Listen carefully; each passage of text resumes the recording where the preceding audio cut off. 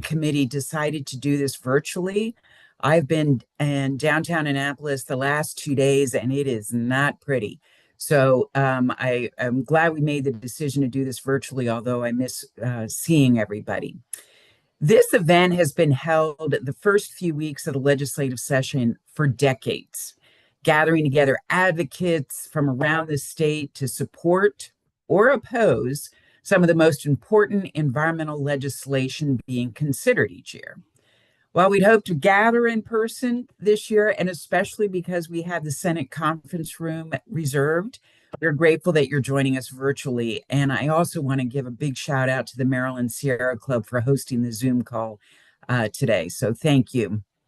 Maryland LCV and the Sierra Club are just two of nearly 50 organizations that comprise the Maryland Community Coalition for the Environment, otherwise known as CCE. Together, the organizations of CCE have members from every county, legislative district, and community in the state. Marylanders who stand together and work together to protect the air, land, and water of the state. The environment is not just about the natural world, though. It's about people who inhabit it. It's about the health of our families and households, the well-being of our communities, and the economic vibrancy of our state. This evening, we'll be hearing from legislative leaders from both the House and the Senate, and we're very honored to have them join us today. We're honored to be welcoming the Comptroller of Maryland today, as well as the Chief Sustainability Officer who was appointed by Governor Moore. So we have quite a lineup for this evening. We'll also be hearing from advocates that are leading the charge on issues that affect all of us. Advocates that are will be speaking to the importance of reducing plastic pollution, the importance of smart transportation options, and of community engagement in their own destiny. We'll also be hearing about the issue that underlies it all, which is the state budget, and the essential support that the agencies and the programs that protect and enhance our natural resources are crucial to Maryland's health, well-being, and economic strength.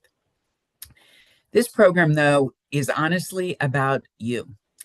Tonight, we want to emphasize the important role that you play, Marylanders who are essential to the success of these issues.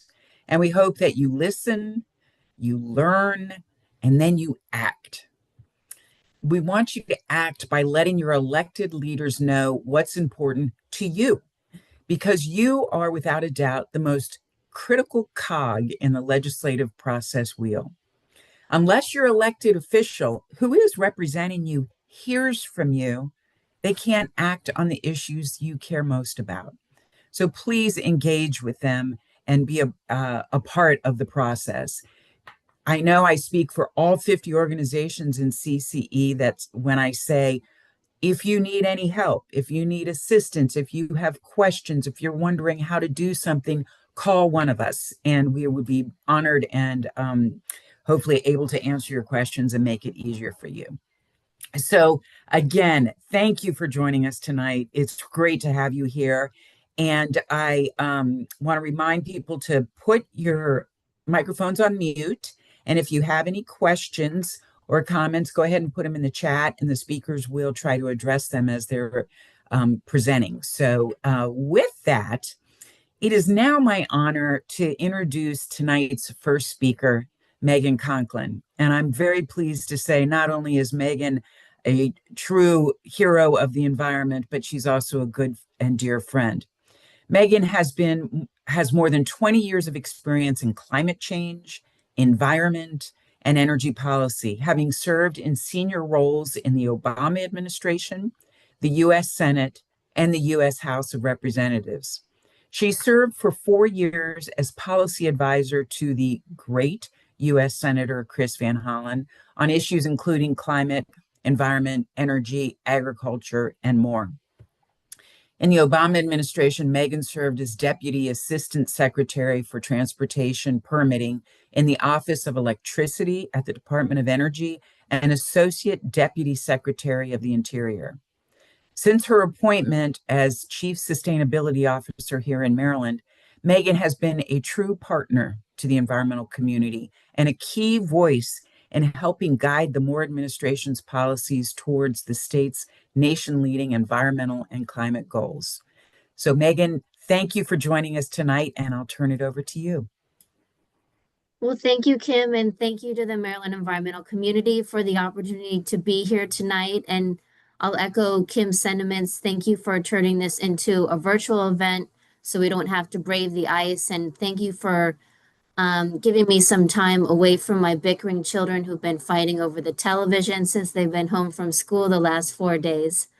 It's great to be here amongst so many partners in the community to talk about the Moore Miller administration's environmental agenda in the 2026 legislative session.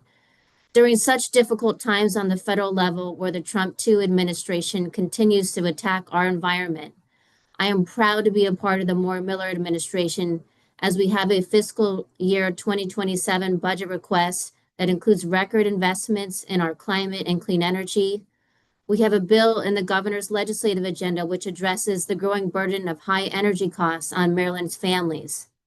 And we are working in partnership with many of you here virtually today to move forward with the Cherish Act this session. And working with Comptroller Learman, who I know is here with us tonight, we are fully funding the Renew Act study, all of which I will touch on my comments tonight. First, the governor has a bill in his legislative agenda, which he spoke about some yesterday in the press, the Lower Bills and Local Power Act, which addresses the growing burden of high energy bills on Marylanders. While our residents are paying the cost, grid operator PJM is prioritizing profits over keeping the lights on and blocking affordable clean energy projects. At the same time, the federal government is dismantling programs and policies designed to protect consumers and clean energy, leaving Marylanders to bear even more costs. This legislation is pushing back on the unfair rate increases and advancing an energy structure that works for our residents by strengthening Maryland's local clean energy supply. This bill does the following. First, it develops local generation by establishing a process to stabilize and backfill the financing gap for clean energy projects due to all the federal policy disruptions from the Trump administration. Second, it improves infrastructure by requiring utility companies to prioritize advanced transmission technologies to expand grid capacity. Third, it holds utility companies accountable by requiring Maryland utility companies to join regional transmission organizations. And fourth, it supports Maryland families by providing a direct rebate to Marylanders to offset some of their high energy costs. And I do want to say here a big thank you to Maryland LCV, Maryland Sierra Club, and Maryland PIRG for their support of this legislation, and happy to talk to anyone else on the call if you have specific questions about the bill. Next, I just wanted to touch some on the governor's fiscal year 2027 budget request. Our budget was released last week, and during a time of deficits and cuts to federal funding, the governor's budget request includes record investments in climate, clean energy, and our environment. One top line item to mention is that it includes a record of over $303 million in funding out of Maryland's SEEF towards climate and clean energy. It includes funding for a whole host of different projects there, but a couple that I know many of you care about in this virtual room today include post-federal investments to offset the loss of federal subsidies, electric vehicle charging equipment and multifamily housing, installing solar on state property, building decarbonization and electrification efforts, energy efficiency upgrades to multifamily housing, and more. Furthermore, the Atlantic and Coastal Bays Trust Fund, which I know all of you who care about the Bay, that trust fund is fully funded at $76.3 million. And for those of you who care about program open space, we also fully funded that program. For example, we include over $21 million towards stateside land acquisitions under program open space. And importantly, I just want to mention another really key point about our budget. There are no major cuts to environmental programs at our key environmental agencies, which is quite a feat. In fact, those agencies even saw modest increases to their budget. So next, I want to talk about the main bill that the community has endorsed heading into This session I know has been something that so many of you have worked on, the Cherish Act. Governor Moore, as you know, has made a pledge to leave no one behind in this administration. And in July of last year, Governor Moore signed an executive order advancing environmental justice in Maryland. It was called the Valuing Opportunity, Inclusion, and Community Voice Act. And this order helps foster a whole of government approach to advance meaningful engagement with communities that have historically borne a disproportionate burden of environmental pollution. I'm sure as many of you know, the Cherish Act requires the Maryland Department of the Environment to consider environmental justice in permitting decisions for facilities in overburdened and underserved communities to right the wrongs of the past as we permit these facilities in the future. The Moore-Miller administration supports the goals of this important legislation, and we have spent the past 6 months working in collaboration with the Mid-Atlantic Justice Coalition to come to consensus around the bill language. I want to really thank everyone here virtually today who has been working diligently with us to reach consensus. I really appreciate all of you. I know that these conversations have not been easy and that all sides have made compromises along the way, and it's not easy work to do. We still have some final details to work through on the bill's fiscal note, but we remain very hopeful that we will work this last detail out. And I look forward to working with all of you to see this bill through enactment this session. And lastly, I know you have Comptroller Leaman here today, and she will probably spend more time on the Renew Act study. So I just wanted to mention a couple of things. As you know, in December, Governor Moore and Comptroller Learman announced a process to fully fund the Renew Act study. The study is intended to equip policymakers and with crucial information on the costs associated with our changing climate, including storm damage and health outcomes associated with higher heat. We issued a memorandum of understanding between the Maryland Energy Administration and the Office of the Comptroller, fully funding the Renew Act study using existing state funding sources. This includes $30,000 that had already been received by CCAN in philanthropic funding and $470,000 allocated across 2 fiscal years from the CEF to the Comptroller's Office. The legislature's veto override did not change this funding process, and the Governor's Office continues to work in cooperation with the Comptroller's Office to see this study through to completion. This concludes my remarks for tonight. I want to thank Kim and the rest of the community for the opportunity to be here virtually, and I look forward to having a successful session. Thank you.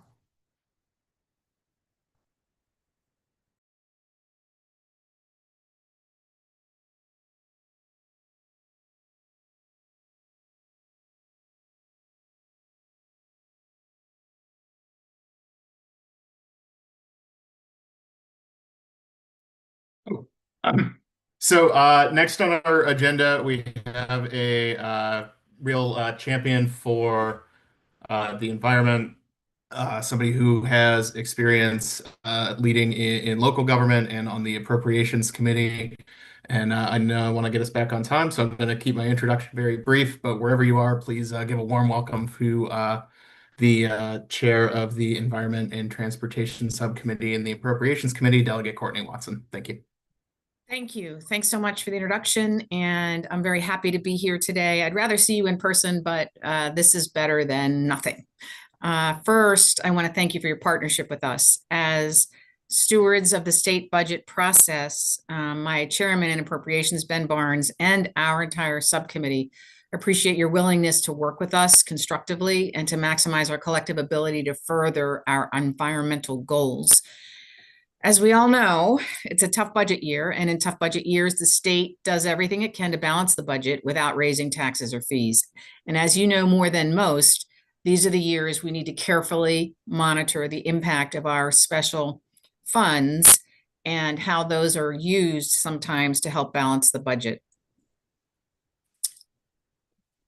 At the same time, we must find ways to fund our critical priorities that impact our vulnerable populations, like priorities that have been significantly impacted by the federal cuts. And I know you all understand that global environment that we're working in this year. There are proposed transfers from environmental funds to the general fund this year.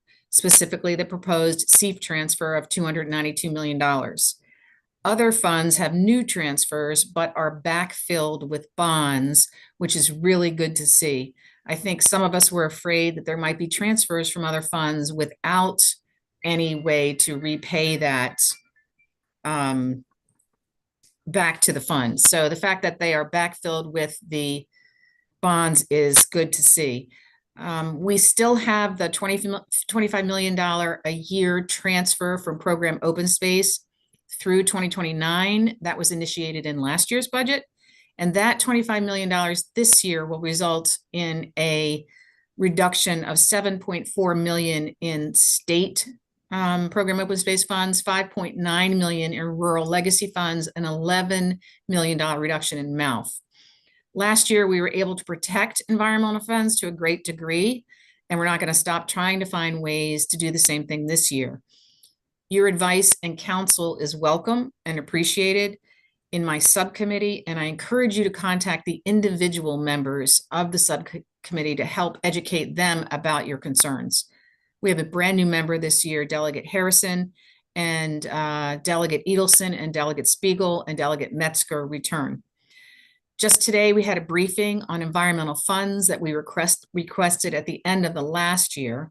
Some of you actually attended that. And I encourage all of you to take a look at it. It will be on the website when you have time. It was very helpful to us, and I think it will be helpful to anyone who's trying to understand the 4 family of funds and the components that make up each fund and what they do. There's also a very handy flow chart on the program open space and how that gets divvied up. So I just want to convey to remember that this is the beginning of the budget process, and it never ends up exactly as it is introduced. We know that, and we know that from last year. But it is a difficult year, and it's more of a difficult year than it was last year. I do want to point out, like the previous speaker said, that there are a lot of new investments in climate and clean energy initiatives in the governor's budget this year. And we have to continue to move innovative initiatives forward. And this is one of the ways the governor is doing that. We will also review the budget with regard to the impacts on the environmental agencies, operating and capital budgets, and encourage your input there as well. In summary, we appreciate your partnership more than you know, and we'll work hard in a collaborative manner with you and our state partners in the Senate and the governor to do the best we can for our environmental constituencies. And again, we just want to say thank you on behalf of Chairman Ben Barnes and the rest of the Appropriations Committee. Thank you for your partnership.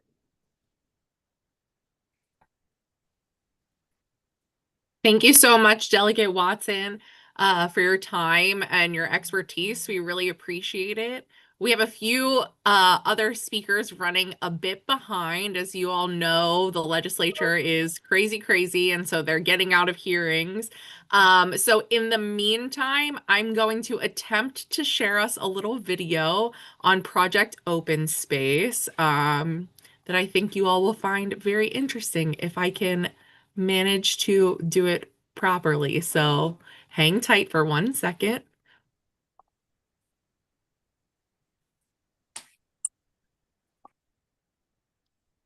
Oh no, I just lost it. 1 second.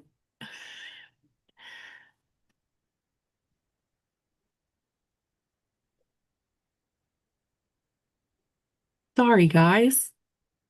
Not my best Zoom sharing today. We're going to try that again. Have you ever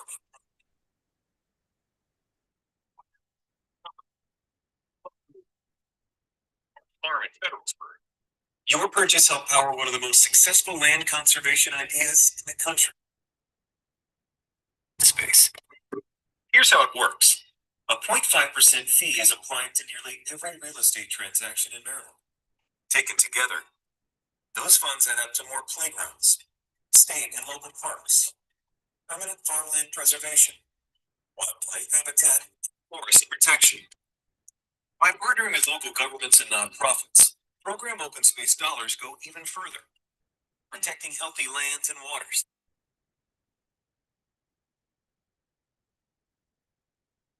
Result? Since 1969, nearly 1.5 million acres of land has been protected across Maryland.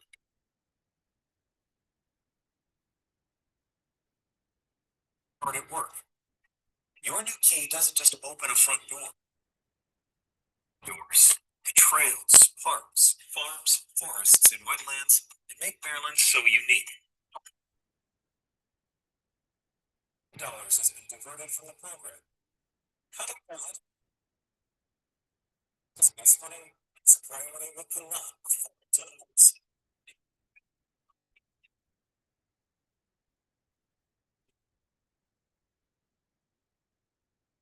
Hope that was a fun little video. I think we're going to have Ellie come on screen next and introduce our next speaker.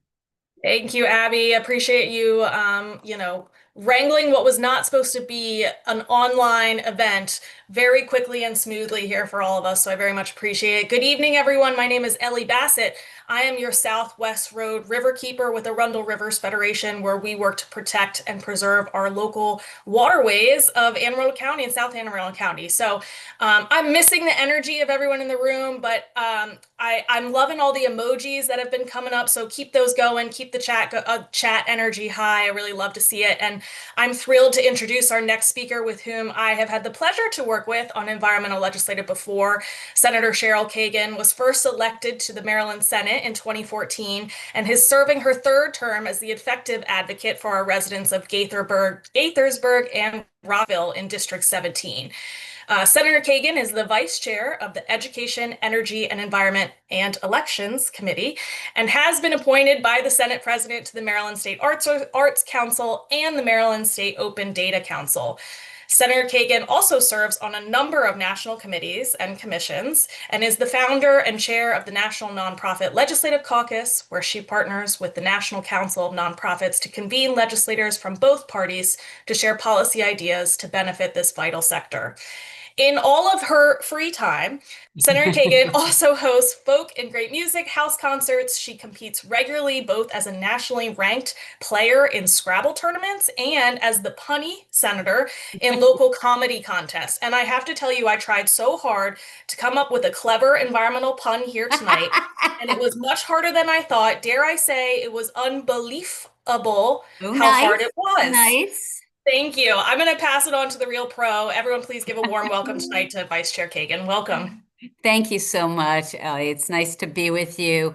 Abby, I see Linda, I see Tony, I see Kristen, I see lots of friends here. Marcia Perry, former delegate. How are you, darling? So many friends. Let me start, and I know I'm not supposed to talk for forever, so I'm just going to talk fast.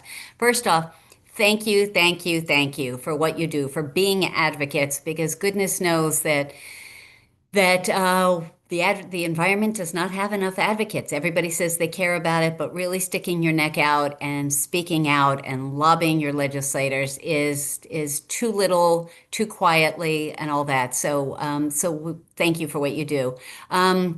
I'm sure you all know this. I'm going to do 60 seconds or less. No, 30 seconds. It's a 90-day session. Behind me is my countdown calendar. I always tell my staff, and Abby knows this, every day that we don't make progress on our bills, they are one day closer to death. Because on the 90th night at midnight, all bills, have to pass through the Senate and the full House in precisely the same form, not a comma in a different place, in order to head to the governor's desk. And so that is a lot. As you know, we have a budget shortfall, so that needs to be the biggest priority. The budget is a policy document as well as a reflection of our values. And so I know that you share my concern about the governor's proposal to take money from the CEF fund. Some of the shifts that are being proposed, I think, are of concern. As vice chair of the Education, Energy, and the Environment and Elections, thank you, committee, we're going to be asking a bunch of questions, and I know that the budget committee will as well.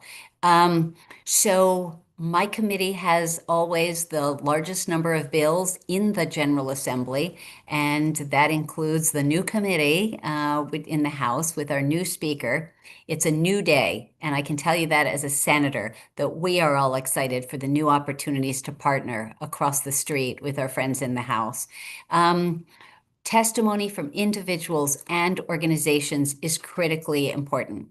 We don't need you to come to Annapolis necessarily unless you've got special expertise. But if you take the time to write a few paragraphs and submit it 2 days in advance, we'd love to have your written testimony. I've got a bill for the nonprofit sector that's coming up soon, and I want like a stack of 2 inches, 3 inches high to make sure that our nonprofits don't get into partisan politics the way the Trump administration is trying to facilitate. So the bottle bill, I know, is one of your priorities. I'm a co-sponsor. I'm a proud co-sponsor. We've got to do that. And there are just so many more bills. I was the sponsor, along with our comptroller, Brooke Learman, when we passed the country's first styrofoam ban, and Maryland is foam free as a result of many of you and your advocacy. But we're not done. So from mass transit to shifting to green energy, I will start to close, and I don't know if you guys are if we have time for questions or not ever. I want to flag my green bill, green and renewable energy and efficiency for nonprofit organizations. Abby Snyder was there at the very beginning, helping hatch this idea. It's a revolving loan fund to allow nonprofits to shift to clean energy, green energy, as a way of lowering their carbon footprint and lowering their energy bills. They have to show up with 10% of the cost of making this transition. Yeah, hold on. Hold on. And then they get the rest of it covered from the revolving loan fund. They pay it back with their reduced energy bills. When I told Jamie Raskin, my congressman, about it a bunch of years ago, he thought it was so smart that he got it into the federal infrastructure bill and started 2 federal programs on this. So it's a great idea. It has passed the Senate over and over and over, unanimously, generally through the Senate, and then it has died in the House. But this is a new day, new leadership in the House, and I am hopeful and optimistic that this is the year to pass our green bill for our nonprofit sector. We have over 41,000 nonprofits in Maryland, and right now, they don't get the tax credits because they're not paying taxes in the same way that businesses and individuals do. So we want to encourage them to participate in the reduction in our climate solutions. And so that's one way that we are hoping to do that. So I think I will pause, and happy to have your support, engagement. If you live in Gaithersburg or Rockville, Delegate Julie Polakovich-Carr, Delegate Joe Vogel, Delegate Ryan Spiegel, and I work very closely together. We are all devoted environmentalists, and we want to partner with you whenever possible, and proud to have your alliances whenever we can. Hello, Brian Ditzler. Yeah, so many friends here. Thank you for all you do. Thank you so much, Vice Chair. We were honored to have you tonight. Thank you for all of the thoughts that you shared there with us. I'm going to encourage everyone to put questions in the chat. And so, Vice Chair Kagan, if you could just monitor that and take a look and respond to those, and we'll keep the night moving here. Thank you again for joining us. And everyone, loving the emojis, just keep them coming. The energy needs to be high when we're at home and we're bundled up. If anyone's like me, who's had their kids home on day 3, we need to get some energy out, right? So drink, Joanne? more caffeine. Well, we are going to actually dive into our first priority speaker of the night. So I am going to hot potato it back to my colleague Matt Stegman with the Chesapeake Bay Foundation to talk about one of the most important priorities that I know all of us here tonight have at the top of our list, which is budget, budget, budget. So everyone, please welcome back Matt. Hey, how's it going, everybody? Matt Stegman. I'm the Maryland staff attorney for the Chesapeake Bay Foundation. And if you're wondering, hey, why is a lawyer talking to us about the budget? 2 reasons. One, before I started with the Bay Foundation, I did work as a staff member for the Appropriations Committee for a number of years. And 2, because Kristen Kirkwood from Forever Maryland and I have been co-chairing our mighty budget work group that we're going to tell you about right now. Just from the jump, if we can move to the first slide here. Um, it's I think a pretty well-worn saying in politics that you don't show what you value by what you say, you show it by what's in your budget. And if that is true, we are really lucky here in Maryland because the environment has generally been a priority in our budget. But looking at the big picture, last year the General Assembly closed a huge budget deficit. They are in the process of trying to close a much more modest but still very huge budget shortfall for this year. We got a look last week at the introductory budget from the governor, and it looks pretty okay for our priorities. Kristen's going to talk in a second about some of the things that we are specifically asking legislators to prioritize. But our introductory budget looks pretty okay for the things that we really care about. But we know that there's a real need to continue to press ahead, continue to work with the legislature to educate them about the programs, agencies, and the things in the budget that are really important to all of our environmental communities. One of the things that we learned in 2025 is for many, many years, we thought, man, unless we're in a situation where the General Assembly is really shaking the couch cushions, the environment is literally the last thing that they would cut. And last year we got to a situation where they were literally looking at the last thing that they could cut. So, we were very fortunate to have some real strong champions in the General Assembly, some of whom were there for decades and really had a full broad picture of the environmental movement and all the progress that we made. And one of the things we learned last year as we were working really hard in that more challenging budget environment is we really need to do a lot of education and just explain to our General Assembly partners why arms are important, why the agencies we partner with are important, and what these programs actually do and how they work. So this year we're taking a new approach. The budget has always been a priority of a CCE coalition, but this year we've really done it in a more formalized way. We have a work group that is meeting every week. We are making some more coordinated and firm asks of the General Assembly. I don't call them demands because that sounds threatening. They're gentle requests, but things that we really want to see. We're all working together, and I'm going to kick it over to Kristen Kirkwood to talk a little bit about the specifics of what we've been asking for. Thank you If so she's much, there. Matt. I think you can move to the next slide. So, good evening. I'm Kristen Kirkwood. I'm the Executive Director of Harford Land Trust. I'm coming to you right now from almost up on the Mason-Dixon line in Harford County. I'm a bit new to this community and very thrilled to be with you this evening. Normally, my day job is working with individual landowners on land preservation projects. We preserve farms, forests, and parkland throughout Harford County. I also have the privilege of being the board chair of Forever Maryland, which is the nonprofit that works across the state, representing almost 30 private land trusts and other land conservation nonprofits. As Matt said, we have some specific asks here, recognizing, as Delegate Watson said, that the budget that came out of the governor's administration will likely have some changes to it. However, we want to be clear that we are speaking with a coalition voice here across all of these priorities. We know that investments in our healthy soil, clean water, and breathable air are investments in our economy and quality of life here in Maryland. We specifically are asking for level funding for our environmental agencies in Maryland. Those are environment, natural resources, agriculture, and energy, and that's across both the operating and capital budgets. We request that you dedicate the strategic energy investment funds only for the purposes that will achieve our long-term climate resiliency, pollution reduction, and public health benefits for Maryland. I know, again, we heard from Delegate Watson about potential diversions of those funding. We ask that those keep in the CEF for its intended purpose.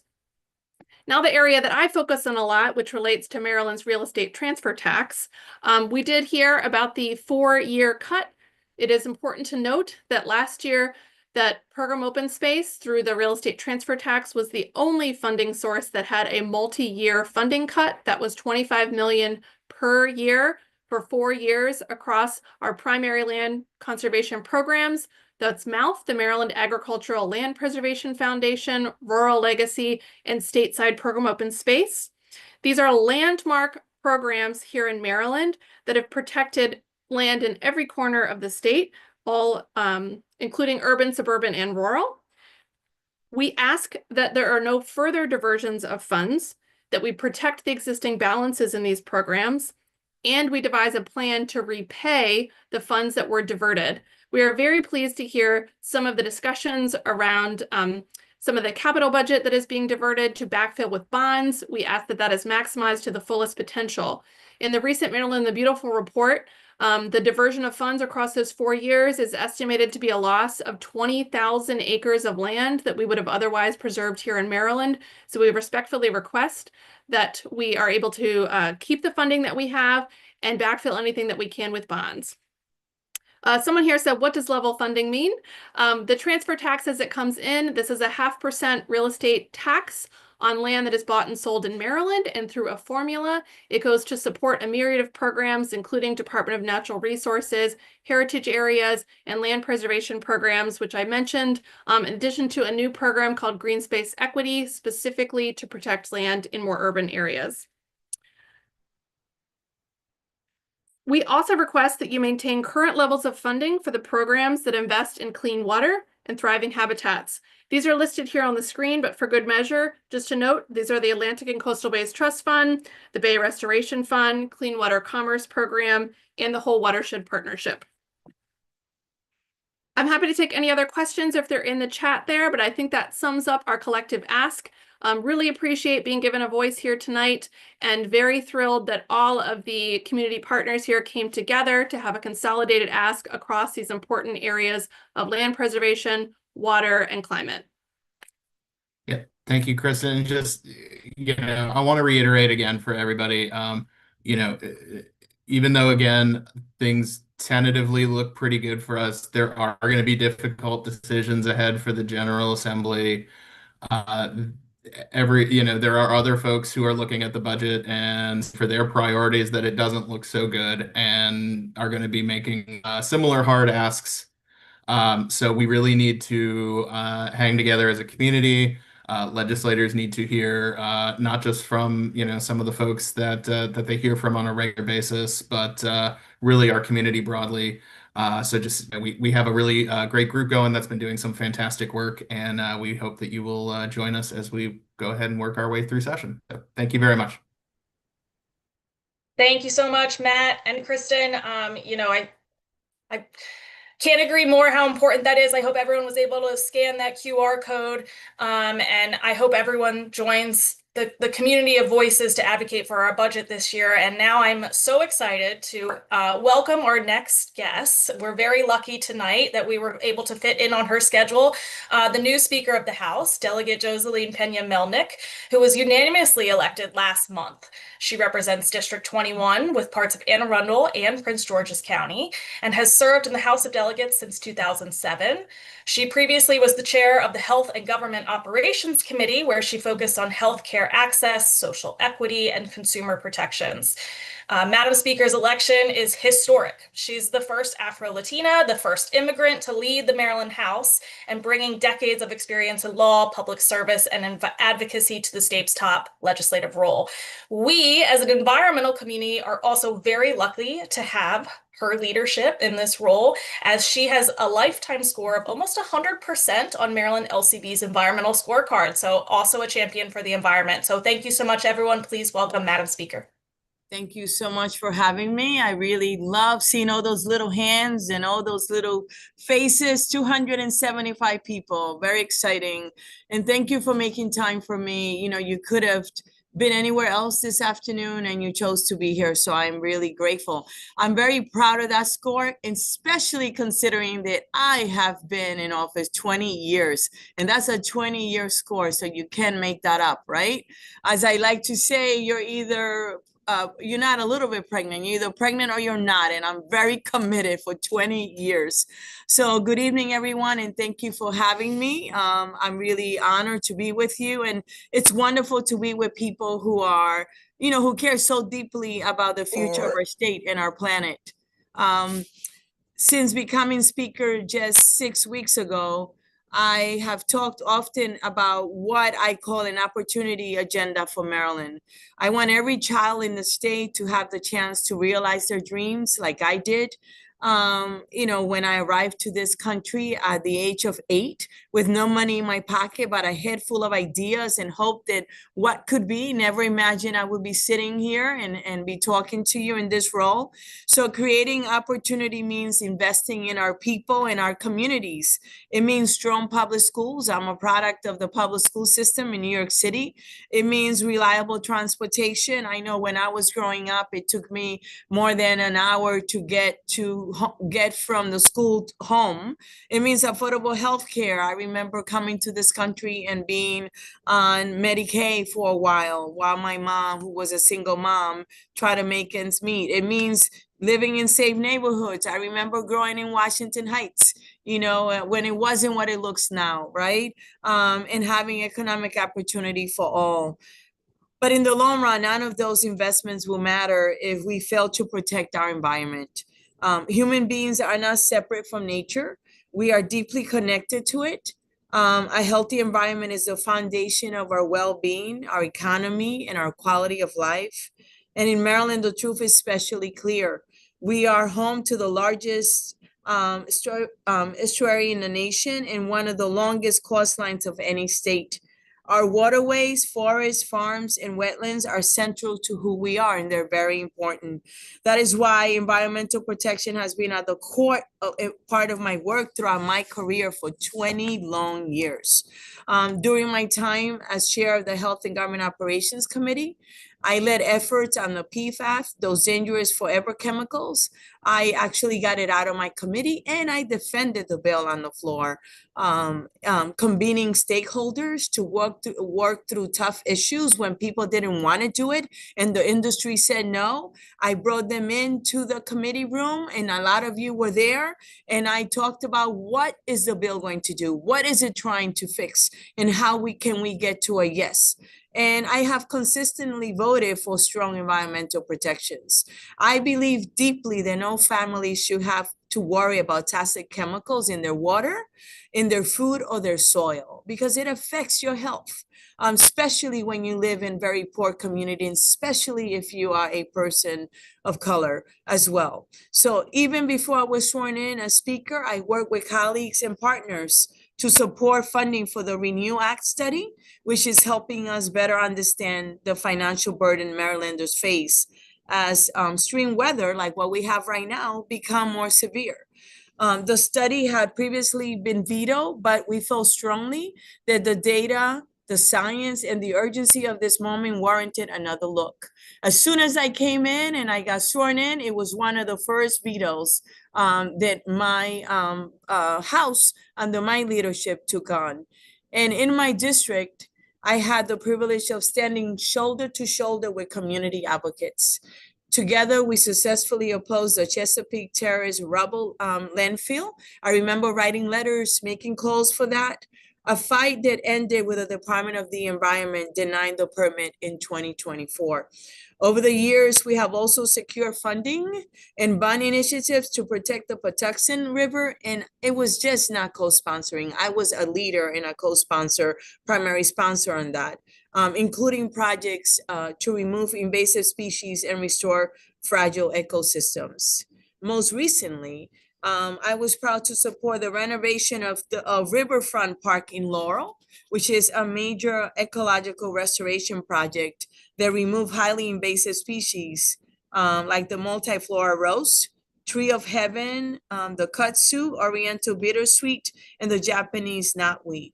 These plants aggressively crowd out native species. They destroyed habitat and they worsen the erosion. So I was very proud to lead on that. To me, environmental protections should never be controversial. All Marylanders want clean air, They want safe drinking water and healthy communities. And these are not partisan values. They're shared values, and they reflect who we are as Marylanders and what we want for our families and our communities.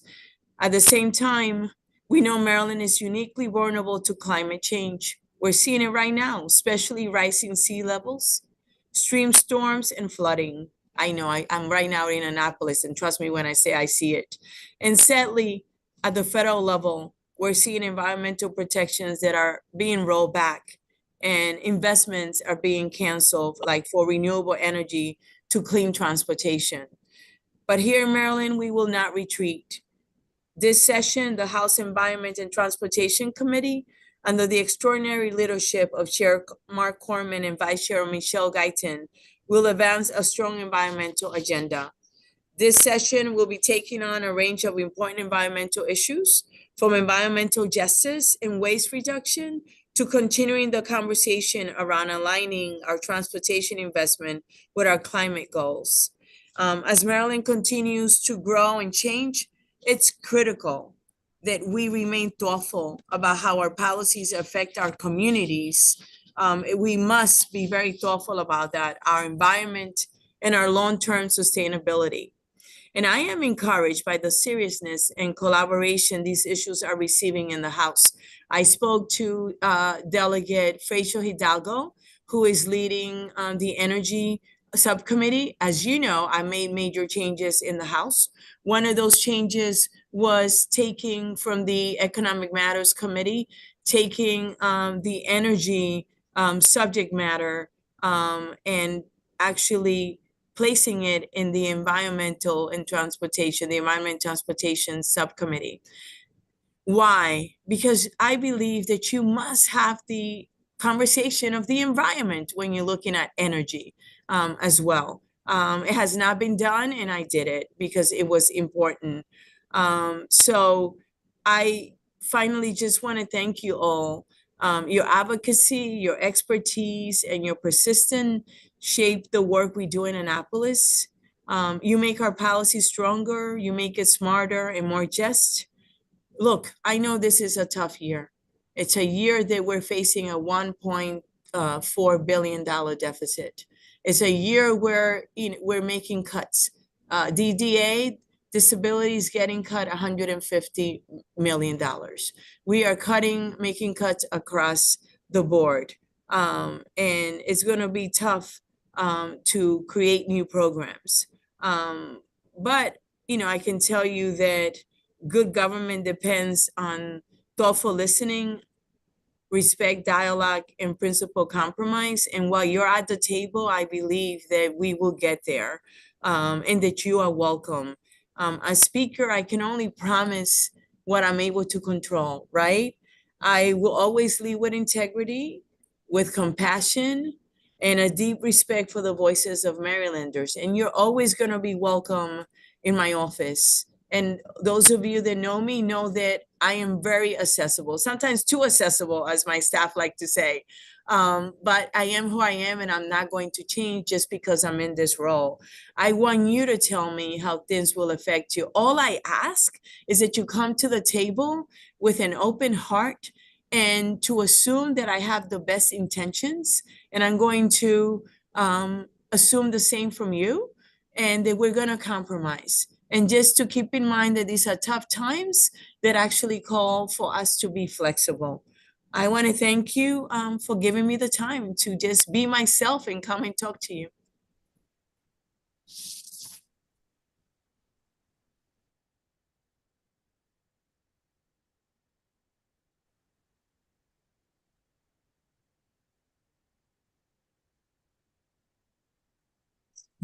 Play with my sister.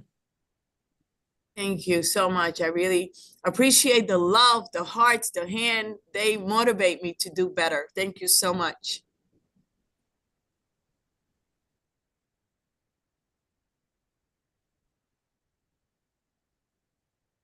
Thank you, Madam Speaker.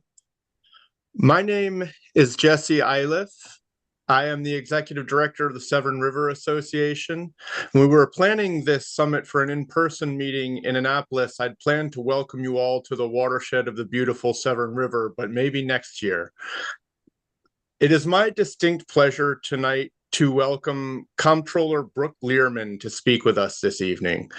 I worked with Comptroller Learman years ago when she served as state delegate for District 46 in Baltimore on bills she authored to improve transparency in environmental enforcement and to reduce pollution from plastic bags and polystyrene foam pollution, as Senator Kagan mentioned earlier.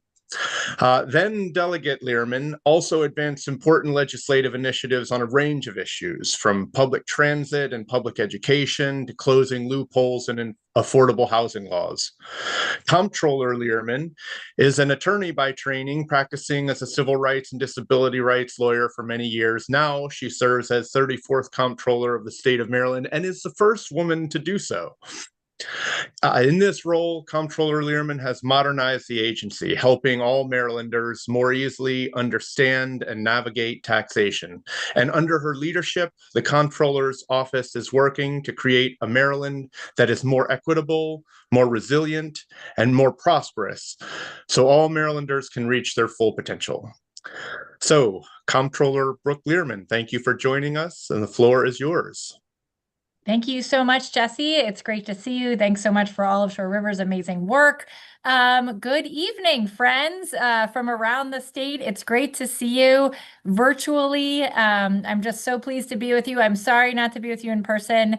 It was great to hear from our awesome new speaker who is doing an incredible work. I love the way that she is thinking about sort of the institution as it exists, but not how it has to be, and like really brainstorming and thinking about the ends and making sure we can, blow up committee structures. So if they're not working right, they don't have to be cemented forever. And so I'm excited about the new structures that are in place and the work that's happening. And it's just really exciting to see all that is going on in the House. And it is just such a pleasure to be here with all of you. First, thank you so much for all of your work, not just during session, but you all work in your communities and at the state level year round, whether you do it in a paid position or a volunteer position or a little bit of both. You are such important factors in the work that's happening in Maryland, and you're driving the conversation and driving action in your neighborhoods and across the state. And for that, I'm extremely grateful. As Jesse said, when I became comptroller, we were also thinking big about what this agency could do, and understood that we needed a new vision, right? That this is one of only 3 independently elected statewide officials, and the agency needed to be going all in for building a state that so that we could leave the state better than we found it. And so we set a new vision for my agency to work in partnership to create a state that's more equitable, more resilient, and more prosperous, so that all Marylanders can reach their full potential. And that vision requires a foundation of climate-conscious leadership, of programs and policies that enhance our sustainability, and on groups of community members, leaders, and organizations ready to work together to make progress. So as comptroller, I work to lead my team to examine the forces that impact our economy and the investments that drive our growth. And I can tell you clearly, climate readiness certainly deserves our investment. Climate change is not some distant threat. It is here now, it is urgent, and it is present. That's why when I took office, we created the role of Climate Resilience Director for the Office of the Comptroller. I'm so delighted that Kim Pezza is joining us today.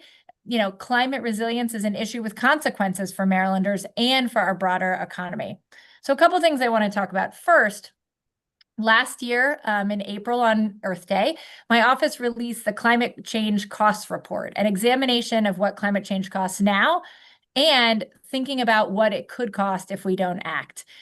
This report was the first of its kind from an agency in Maryland, and it was a precursor to some of the other work that we'll talk about, and I know has been highlighted already, that we're excited to be leading on in the state of Maryland. But that report, which you can find at our website, marylandcomptroller.gov, under our report section, it showed, we showed that right here in Maryland, we've faced 85 extreme weather events since 1980, causing nearly $20 billion in damage. In May of 2025, of course, Marylanders experienced devastating physical and financial effects of extreme weather when floods ravaged areas in Allegheny and Washington counties. And extreme weather means roads and homes destroyed, power grids knocked out, sewer systems failing, businesses shut down, and more. It means a supply chain that can be disrupted, crops can be lost by farmers, soaring insurance premiums, and a damaged housing market already feeling the strain. Low-income communities and communities of color bear the brunt of these disasters often as well. Our report examined the price of inaction and of action. So yes, there's a cost to addressing climate change, but doing nothing costs more. Our report found that protecting Maryland from chronic coastal flooding alone will cost an estimated $27 billion by 2040. The U.S. Chamber of Commerce also found, though, that every dollar invested in resilience and disaster preparedness returns $13 in avoided damages and recovery costs. Now, these findings are eye-opening, but the second thing I want to talk about is that here in Maryland, we're acting. I'm so pleased that we've worked with the state's climate resilience director, Megan. I'm so pleased we were able to work with Delegate Fraser Hidalgo, Senator Katie Fry-Hester, the Speaker's office, the President's office, and many of you, and that we are moving forward on the cost of climate change study outlined by what was formerly known as the RENEW Act, which of course has been a long time coming, but we're really excited to move that forward and grateful to Governor Moore for funding the necessary bill through the Strategic and Energy Investment Fund to move the work forward. This new study will be a roadmap. It's going to be a roadmap for financial resilience amid the challenges of climate change. And really, by quantifying the impact and costs of greenhouse gas emissions on our communities, I think this study will give lawmakers and all of you, of course, the public, the information that we need to make progress. So I'm extremely grateful to live in a state where our governor, our General Assembly, our communities, our advocates understand the importance of confronting climate risk with clarity, with courage, and with accountability. And that's what this is the beginning of. But look, I also know and look forward to seeing this through and continuing my agency's commitment to centering climate in my work.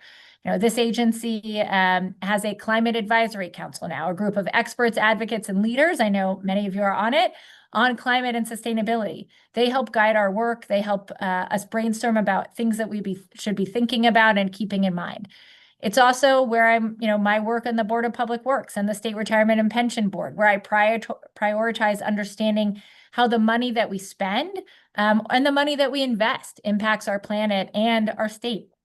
When agencies come to the BPW with contracts and awards to approve, I encourage them to consider climate and sustainability and resilience in their items. In fact, we often reach out to agencies to get further information if it's not mentioned in their advisories.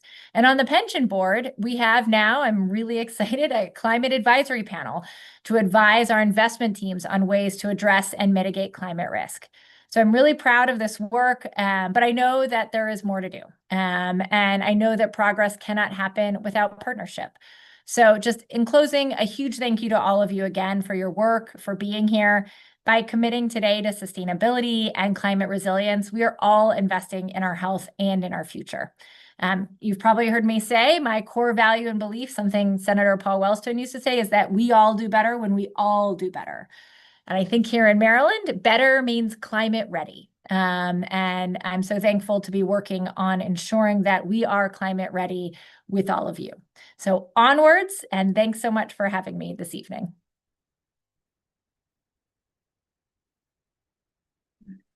Thank you so much, Comptroller Learman. It's great to have you with us. I think Senator Hedelman is on.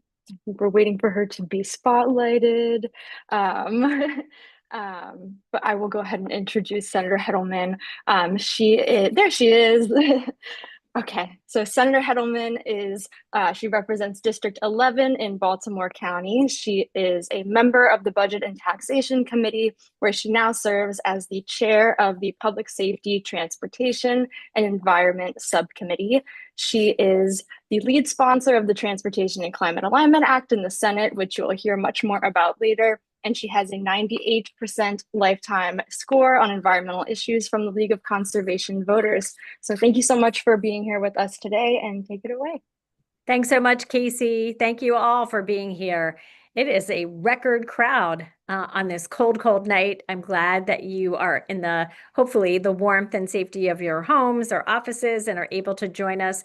Thank you for everything you do. And I'm very honored to follow Comptroller Learman, who we used to be office mates when we were both in the House together. And she's really doing amazing things at the Comptroller's office, really bringing that office into the 21st century, and just the research and reports and her commitment to all the values that you hold dear is really wonderful in one of our top leaders in this state. So I am thrilled to see so many of you have backdrops of screens of TCA, the Transportation Climate and Alignment Act, that I am the Senate sponsor of, along with Delegate Mark Edelson, and many of you are wonderful supporters and advocates for that bill, and we hope this will be the year that we get that across the finish line.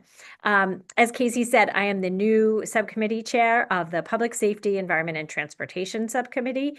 I'm looking forward to our first budget hearing this Friday.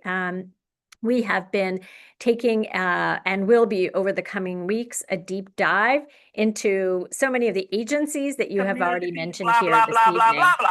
And so I am very not sure what that was, but the stakes for Maryland are very, very high. We have unique environmental challenges, as you all know, with 3,000 miles of shoreline, a Chesapeake Bay that continues to struggle, and communities that are on the front lines of climate change. Our environmental agencies and programs are not optional in our state budget. They're essential for protecting the health, economy, and the future of all of us. We do know that the return on investment for our dollars put towards the environment deliver measurable returns in terms of they're good for our economy. They create jobs and they protect property values along our coasts. These aren't expenses, they are investments that pay dividends in economic stability, safety, public health, and the quality of life. We know that budget cuts have real consequences, and when we underfund environmental agencies, we see immediate impacts, whether it's slower permit reviews that delay green energy projects, whether it's inadequate monitoring that allows pollution to go unchecked, or insufficient enforcement that lets bad actors operate with impunity. These gaps don't just hurt the environment, they create economic uncertainty and health hazards for all of us. We have a challenging budget climate as the speaker, and it's wonderful to be able to work with our brand new Speaker of the House, somebody that I've worked closely with over the years. We have co-sponsored each other's bills, and she is a tremendous leader for the House. And I know the President of the Senate also shares so many of the values that each one of us and each one of you hold so dear to. As the comptroller said, climate preparedness is cost effective also. We are experiencing extreme rising of sea levels and extreme weather. They are current realities. We need to be able to make sure that our programs and our budget is resilient and adaptive and mitigate what we're experiencing now. And of course, our environmental agencies need to have the resources to be able to do that. As we craft the budget this year, I can commit to you that we will keep all of these important factors and values in mind. There are some important steps that the governor has put into his budget with regard to the CEF, and we will be taking and going through with a fine-tooth comb kind of what those programs are being directed to make sure that they are consistent with what CEF spending is supposed to be allocated towards. So I look forward to working with my House colleagues, and I guess you already heard from Delegate Watson, and in the coming days and weeks, going through that budget and doing everything we can to make sure that we continue investing in a resilient and strong environmental program, so that all of you, I know, have been so instrumental in advancing. So thank you for being here. I have a bunch of things I have to go off and do right now. I can't stay with you very long, much longer, but I just really appreciate all of your hard work. I see some of my constituents on there from District 11 in Baltimore County. So I want to say, hey, a special hey to them, and just appreciate everything that you all do day in and day out. Thank you. Thank you so much, Senator Hedelman, for your time. Thank you to all of our speakers for taking your time this evening to come and share with us. It's really important that we hear from you, and we're very grateful. We know you have a busy, jam-packed schedule, so thank you. Another quick reminder to folks to please stay muted as we continue to navigate this Zoom platform. We wanted to make sure that everyone was able to feel like they were a part of it, which is why we did it as a meeting, not a webinar, and I'd like for us to not take that decision for granted. So we're going to transition back now into our bill priorities, and I'm going to hop back off the screen and share screen for our next bill priority.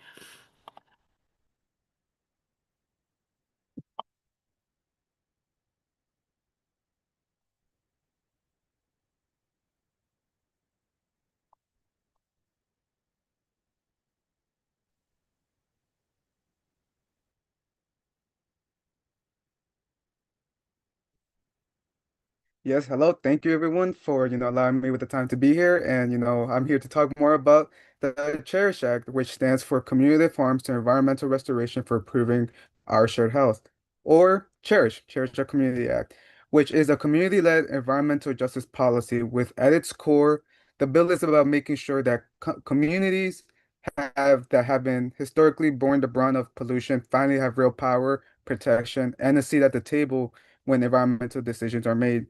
And we can go on to the next slide, please. And the Cherish Act isn't just about, isn't something really want to point out that it's not something built from scratch. It's built on best practices from states like New Jersey, New York, and Minnesota, where similar environmental justice laws have already been passed and are currently working. And that means that this policy is grounded in real world experiences, and which are not just theory and are tailored for Maryland needs. And one of the most important parts of this bill is that it's ensuring meaningful public participation where communities will have the opportunity to engage in the permitting process for projects that affect or permits that affect their health and environment. And instead of decisions being made behind closed doors and residents get a chance to weigh in before permits are approved, and it's especially in overburden areas. And the bill also Oops, sorry, I think there's a little bit of echo. Sorry about that. And so, but the bill also gives the agencies like Maryland Department of Environment and the Public Service Commission access to stronger, clear information about pollution and health impacts from polluting facilities, that which mean that decisions won't just be based on technical compliance, but on real data about how pollution affects people's lives, health outcomes, and neighborhoods. And another key portion or another key piece of this act or this bill is protection. The Cherish Act prioritizes communities with the highest pollution burdens in Maryland, shielding them from additional pollution sources and working to reduce existing pollution. This is about stopping the cycle where the same communities are repeatedly targeted for harmful facilities. And finally, the bill strengthens consequences for permit violations, especially in protected areas. When violations happen, they are real penalties, and importantly, communities are compensated for that. This creates accountability and ensures that harm isn't ignored or written off as the cost of doing business, which is seen a lot in overburdened communities. So overall, the Cherish Our Communities Act is about equity, transparency, and accountability, which centers community voices, improves how environmental decisions are made, and protects Marylanders who have been overexposed to pollution for far too long. And really want to just let you get, like, again, this is all community focused, and putting communities in the table, making sure that their voices are heard. And want to thank you guys all for, giving me the space to talk more about the Cherish Act and, be a part of this discussion. Thank you all.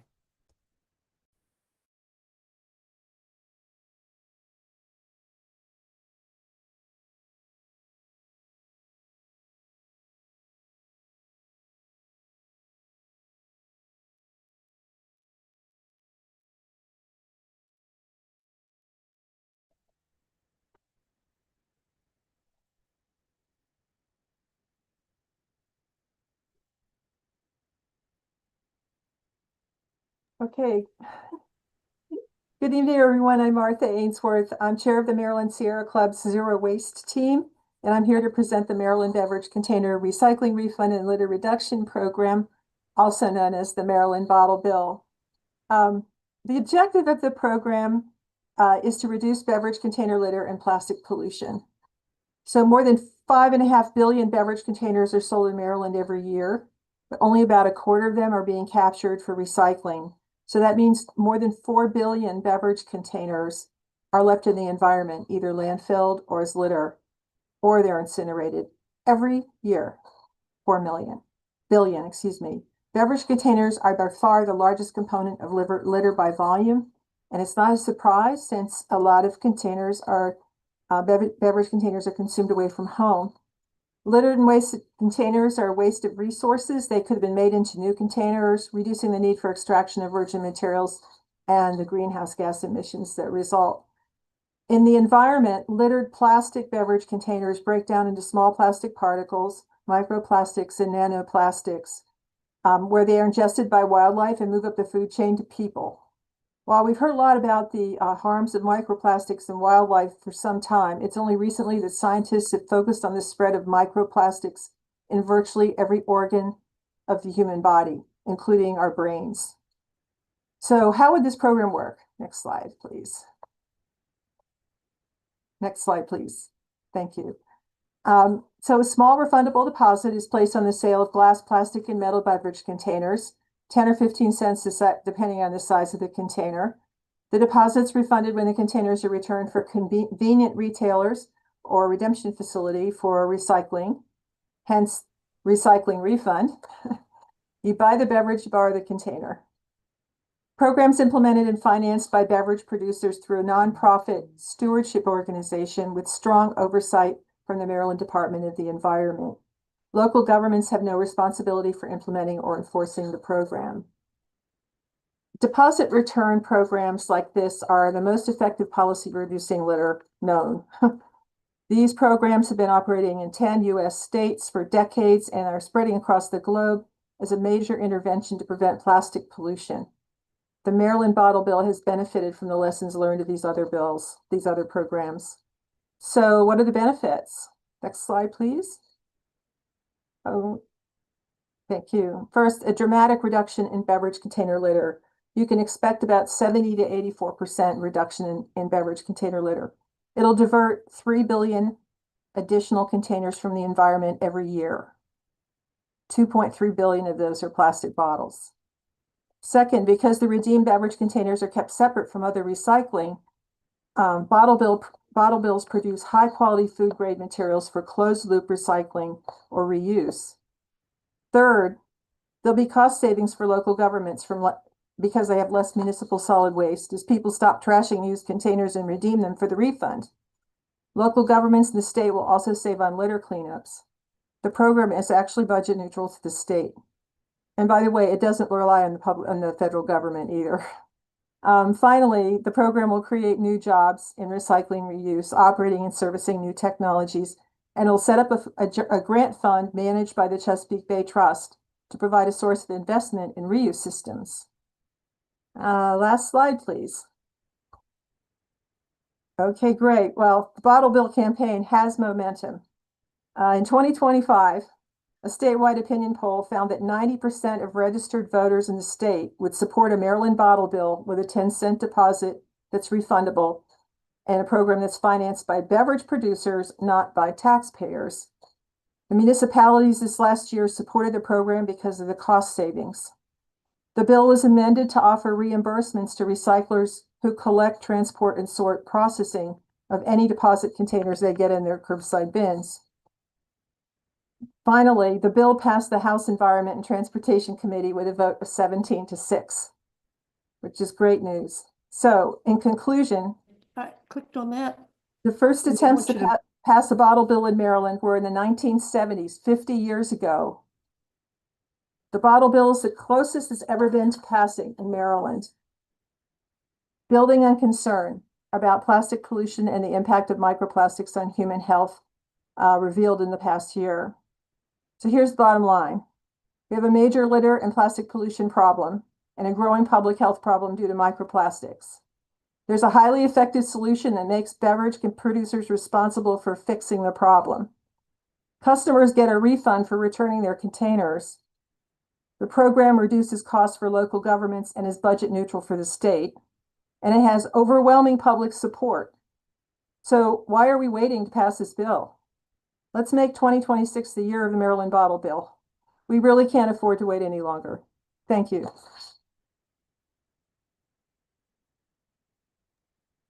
All right.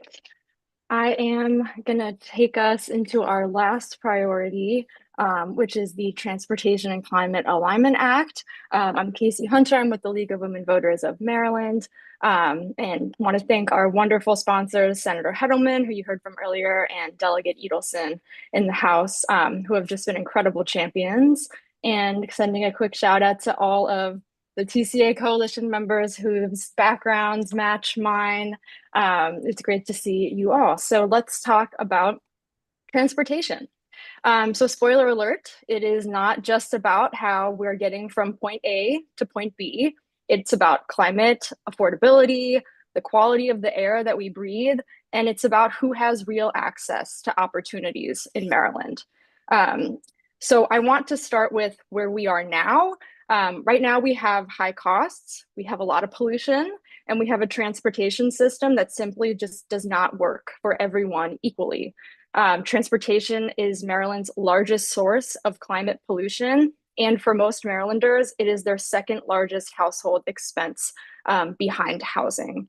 And in more rural areas of the state, like Frostburg, transportation actually is the largest household expense. So on average, it costs more than $12,000 each year per car to own a vehicle in Maryland, and in the DC and Baltimore regions, that number climbs to over $14,000 a year per car. So right now we have a lot of Marylanders who are being priced out of basic mobility. And we also know that the status quo of building expensive new highways is really just not working for us. Highway expansion has not fixed congestion, and doing more of the same will not change that. These projects are expensive to build and maintain, so we're straining our state's budget without delivering better mobility outcomes for Marylanders. And these impacts are not shared evenly. Overburdened and underserved communities are being left behind in the Baltimore region, where only 7.5% of jobs are reachable within an hour on public transportation. So that means that right now, transportation isn't connecting people to opportunities. It's actually acting as a barrier. And so the question isn't whether we need to invest in transportation. The question is whether is how we invest in a way that actually solve these problems. And so that is why we need to pass the Transportation and Climate Alignment Act. If we could go to the next slide. Perfect. So at its core, TCA changes how Maryland plans and funds our future transportation projects so that our biggest investments are delivering better outcomes. So TCA expands cleaner, safer, more affordable transportation options. We're reducing climate pollution and improving access to jobs, education, and healthcare across Maryland. So we have a lot of benefits of right here of what the TCA delivers, and we're just gonna breeze through them. So first, we are cutting climate pollution. We are aligning our major transportation investments with Maryland's state climate goals. So instead of automatically expanding highways, we want to prioritize those investments that actually reduce pollution and move the state closer to our goals. Second, it's going to lower household costs. Cleaner and more affordable options like transit, walking, and biking can save the average Maryland household more than $3,000 a year. And that's real relief for families in their monthly budgets. It's also going to save the state money, which in a budget deficit year is hugely important. So investing in more efficient, lower maintenance transportation infrastructure will reduce our long-term costs while actually expanding mobility options. So by 2050, Maryland could achieve approximately $550 million each year in net savings by building out bus rapid transit, protected bike lanes, and passenger rail. So to build on that, it is expanding our access to opportunity.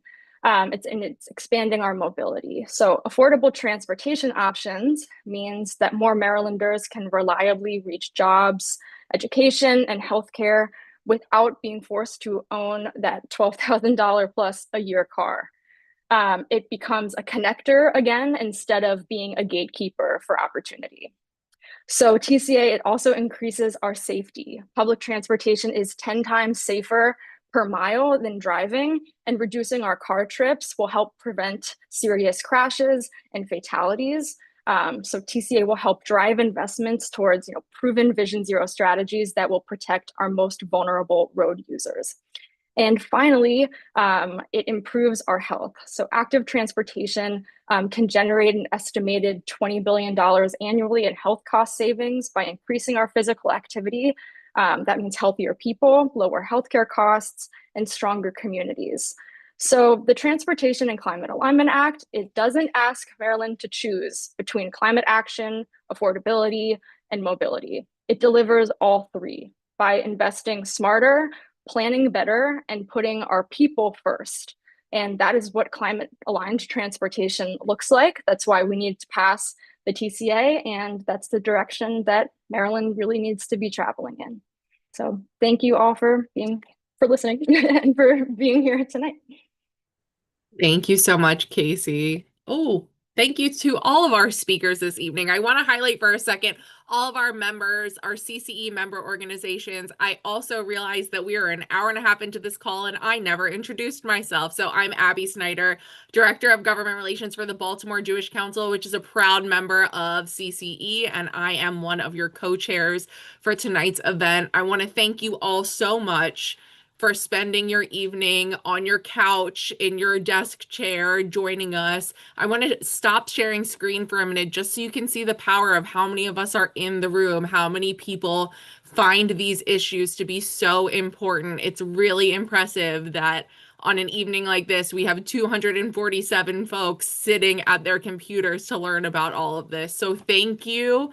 Thank you all for joining. Thank you to the Summit Planning Committee. Thank you to all of our speakers. The work that you're doing is incredibly important, and we're so grateful to have all of you here. If you have any questions, you can follow up with any of our speakers. We had 280 at one point. That's amazing. Just thank you all for a wonderful evening, and we hope to see you in Annapolis with less snow very soon. Have a good evening.